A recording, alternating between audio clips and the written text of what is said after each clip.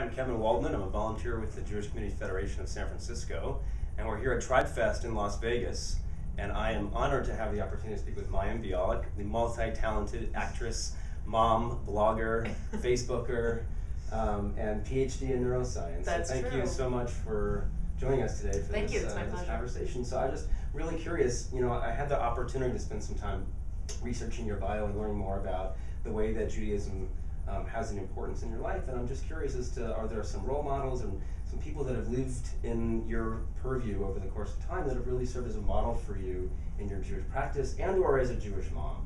I guess there's a lot of ways to approach that. I feel like, I come from a family, my grandparents were immigrants from Eastern Europe, and so I was really raised that those are your role models, that the family you grow up in, that's at least who you came from.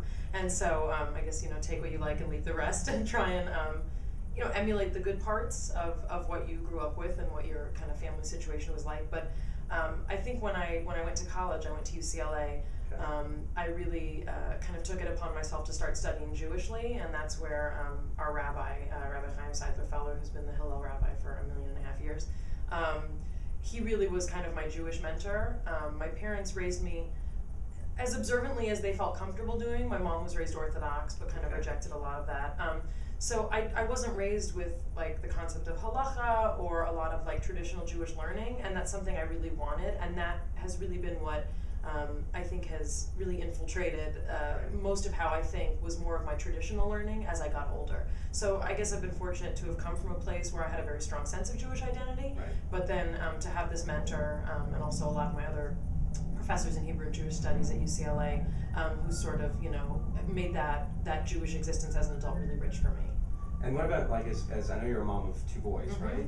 And how is it to, like, educate your children Jewishly? Is it something that happens consciously, like every day that you're working on things, or is it really driven around Shabbat and the holidays? Like, how does that work out? I studied with someone through Partners in Torah, which is a nonprofit kind of outreach organization, and I was paired with someone who actually was a fan of Blossom before she was religious and when she was younger. So it was really funny that we were matched together. But we do a lot of studying about what Judaism says about marriage and about kids, and it's been really helpful. I've read a lot of Rebbitzin Esther Young-Rice, who's obviously a very well-known Rebbitzin.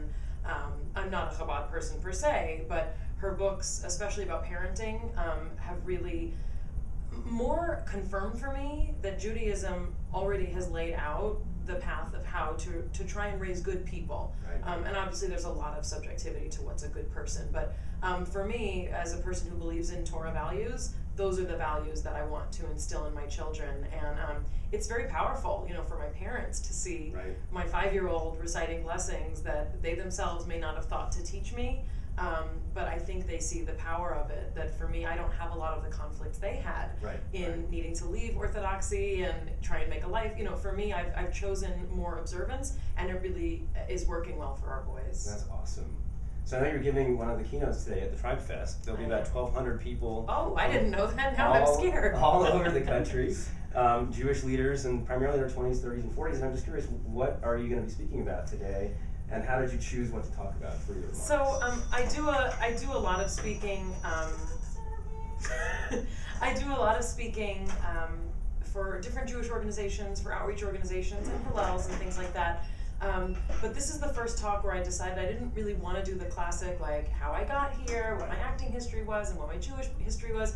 I'm weaving some of that in, but I decided to do a little more, trying to be a little more hip and young. Nice. I'm kind of doing like a top 7 of like amazing, cool, or interesting things that Judaism has allowed me to experience in my life. Some of them industry related, and some of them non-industry related. But with this kind of group, obviously, you want to energize people, and you want people to feel that they get to make their decision about how they want to be Jewish. Because nobody really wants to hear someone say, this is what you need to do, and this is how you be a good person, and if you don't do this, you're going to be struck down by lightning. Nobody wants to hear that. So I think what I believe about Judaism is what I'm trying to communicate, that everybody has their own path, and we're all in it together, and it's just everybody gets to do what they want where they're at. I think that's one of the most amazing things about Judaism. In my own practice, I've certainly ebbed and flowed in terms of my level of observance, but a lot of my expression of Judaism has been in the activism world and in the volunteering world. And so I really appreciate what you had to say as far as kind of the ebb and flow of it, because I think that's one of the most amazing things about Judaism is that we have this huge tent and there's lots of different people that are in this tent. And I think that it's such an inclusive and such a welcoming place to be, and particularly over the course of a lifetime to be able to kind of see how that observance ebbs and flows, and, sure. and again, whether that's a religious or whether that's just a spiritual or a community thing. I'm curious also about you're a vegan, right? I am. Which, I think, we live in San Francisco, so we've got sure. A lot of... It's easier for me to eat there, yes. Definitely a West Coast thing that's happening with vegetarianism and veganism, and I'm just curious, how did you come to that? Is that something that has been part of you for a long time, and are you raising your children as vegans as well? So I became vegetarian when I was about 19, and I'm 35 now, so it's been a long time that I haven't eaten any meat or flesh, but I still ate dairy and I still ate eggs. When my first son was born almost 6 years ago, he could not tolerate dairy in my breast milk, which is it's a very common allergen for children to react to dairy. So that was sort of the impetus to cut out dairy, and I realized that all my allergies were disappearing the less dairy I had. I haven't had a sinus infection since I cut out dairy. And it slowly just sort of kind of kept evolving from originally kind of a taste aversion and a conceptual aversion to more of an ethical and a humanitarian and really tremendously an environmental decision. I read Jonathan Safran Foer's book, Eating Animals, which was sort of that was the end of trace dairy and trace eggs. So we raise our sons vegan. They have had fortune cookies in their life, which... was it a good fortune thing? No, the fortune was there's egg whites in this cookie. Let's try and find vegan fortune cookies was the fortune. So yeah, and I think also there's a huge component also of Judaism in my decisions, whatever they may be about eating. And again, that's not to say that the only way to eat consciously or Jewishly is to be vegan. But for me, the way that I want to implement my version of Tikkun Olam is largely, for this, it's environmental and it's ethical.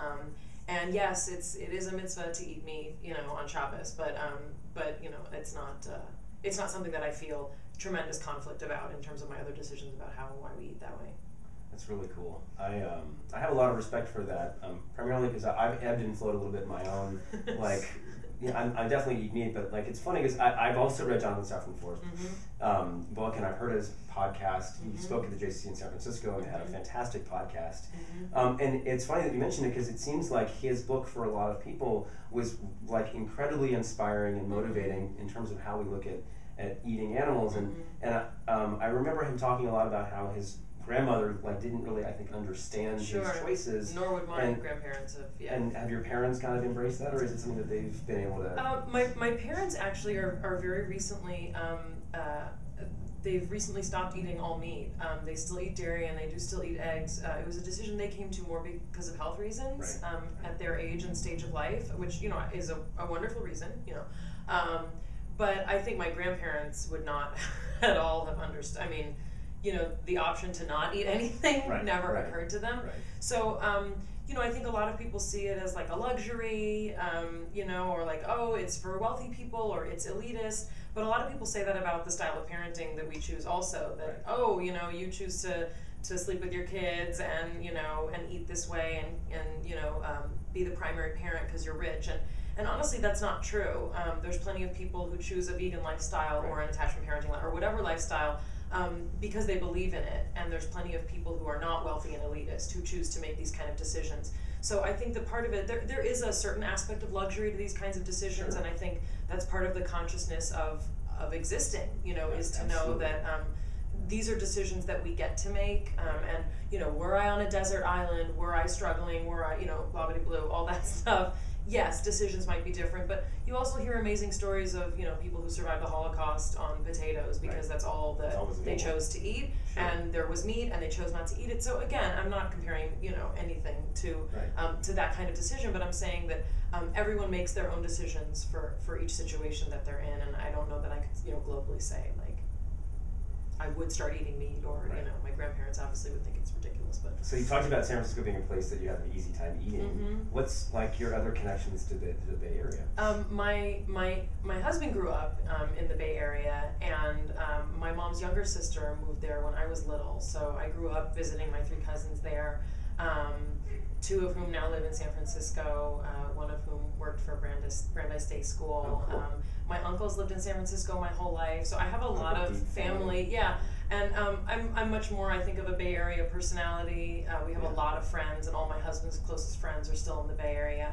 So recently I've done some speaking for the Oakland Jewish community and the Tri-Valley community, and I'm hoping to speak for San Francisco. Well, we would love if you could come to San Francisco. I will be the personal host if you come to San Francisco. I wanted to ask you have a PhD in neuroscience, which is incredibly inspiring that you were able to juggle family life and having children and your acting career and now neuroscience. Like incredible professional pedigree that you have. Like, is the neuroscience piece playing a big part of your work right now, or is it something that is kind of not central to who you are in your work life right now? So I really left acting to get my PhD. I had my first son in grad school, and then I got pregnant with my second son the week that I filed my thesis. Cool. So it was really kind of a break from the acting world.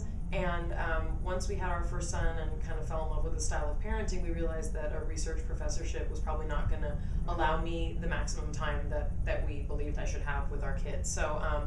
So I made the decision to, believe it or not, go back to acting because the schedule is much more flexible. And I do teach, we're homeschoolers, so I teach in our homeschool community. I taught a neuroscience class last year that I designed curriculum for, and this year I teach biology and chemistry to middle and high school homeschoolers.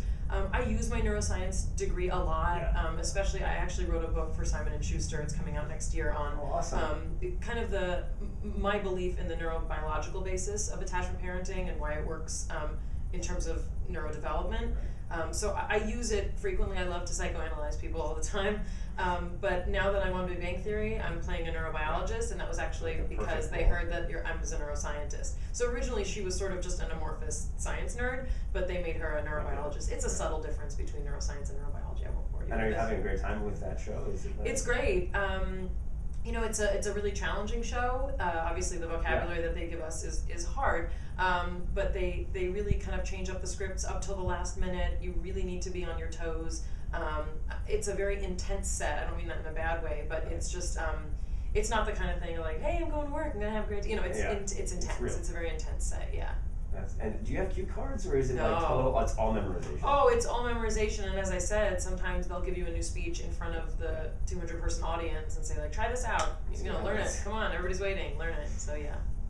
So I know we're getting close to the end of our interview, and I just wanted to ask about your name, Mayim. Yes. Obviously, it's Hebrew for water. How did your parents choose this name, and do you feel like a special responsibility to speak about water rights as it relates to the fact that you have this name, Mayim? My dad's grandmother was named Mariam, which is kind of the Yiddish of Miriam. And it was a nickname. They called her Bubby Mayim, but not, I mean, it was more because they took out the middle syllable of Mariam and just made it Mayim. They weren't Hebrew speakers, they were Yiddish speakers. But my parents, it was 1975, it was all good, and they figured it's groovy. So my name's Mayim, my middle name is Chaya. Just beautiful name. Yeah, I actually do like water. I resonate very strongly with water issues and water locales. But I think it's, obviously my family in Israel thinks it's crazy because it's not like being named Dew or Wave, it's just like, give me a glass of wine. That's awesome. So you speak about Yiddish. I promise the last question. What's your favorite Yiddish word if you have one? I have mine. Mine these days is fat. I say fat like all the time. Like fat. So I grew up with a lot of Yiddish. It was my grandparents' language that they spoke with each other, and it was my mom's first language. And actually, my first words were all in Yiddish. So all body parts are Yiddish, and we use it with our sons. And so our favorite word is grij. Which means sort of to repetitively annoy and pester, and so